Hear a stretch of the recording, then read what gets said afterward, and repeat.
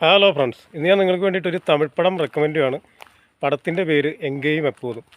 2011 M Saravanan direct ചെയ്ത നല്ല അടിപൊളി പടം.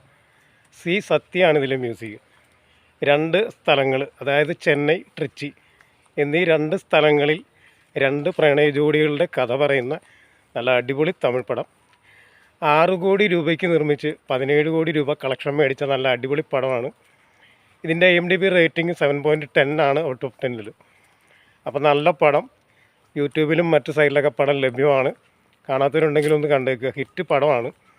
ഇതിലെ ലീഡ് റോൾ ചെയ്തിരിക്കുന്നത് ജയ് ശർവാനന്ദ്, കൂടാതെ സപ്പോർട്ടിംഗ് റോളിൽ അഞ്ജലി, മലയാള നടി അനന്യ, ഇവരൊക്കെയാണ് ഈ പടത്തിൽ അഭിനയിച്ചിരിക്കുന്നത്. നല്ല അടിപൊളി പടം, ബോറടി ഇല്ലാതെ കണ്ടിരിക്കാം. ഇതിൻ്റെ ക്ലൈമാക്സും അടിപൊളിയാണ്, വ്യത്യസ്തമായ ക്ലൈമാക്സ്. അപ്പോൾ കാണാത്തവരുണ്ടെങ്കിൽ യൂട്യൂബിലും മറ്റു സൈറ്റിലൊക്കെ ഒന്ന് കണ്ടേക്കുക.